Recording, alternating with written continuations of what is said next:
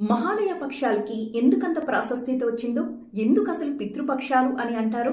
దీని వెనకాల ఒక మహాభారత కథ ఉంది. కర్ణుడు మరణించిన తరువాత పరలోకానికి వెళుతూ ఉంటే ఆయనకి మార్గమధ్యంలో విపరీతమైన ఆకలి, దాహం వేస్తాయి. అయితే ఏదైనా తిందాం కదా అని అక్కడున్న చెట్టుకి ఉన్న ఫలాన్ని కోయడానికి ట్రై చేస్తాడు.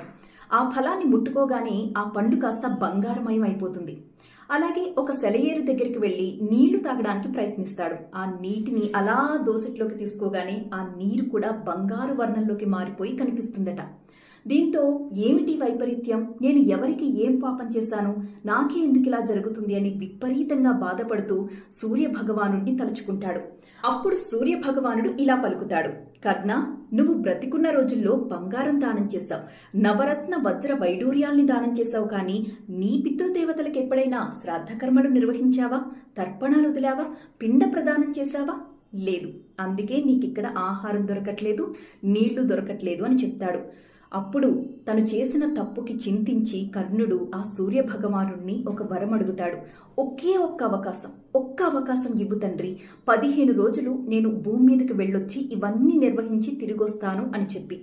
అప్పుడు సూర్య భగవానుడు ఆ వరాన్ని ఇస్తాడు. అప్పుడు కర్ణుడు భూమి మీదకి వచ్చిన రోజు భాద్రపద మాసం కృష్ణపక్షం పాడ్యమి అన్నమాట. అక్కడి నుంచి మొదలు 15 రోజుల పాటు, అంటే అమావాస్య వరకు కూడా అతను భూమి మీదే ఉండి తన పితృదేవతలందరికీ ప్రతిరోజు పిండ ప్రదానాలు చేసి, అన్నదానాలు ఏర్పాటు చేసి, చలివేంద్రాలు ఏర్పాటు చేసి మళ్ళీ పైకెళ్తాడు.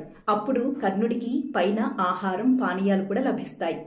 ఎంతో సంతుష్టుడైన కర్ణుడు సూర్య భగవానుడితో ఈ విధంగా అంటాడు, తండ్రి, నాకు కాబట్టి మళ్ళీ భూమి మీదకు వెళ్ళి ఇవన్నీ చేసుకుని వచ్చే అవకాశం వచ్చింది.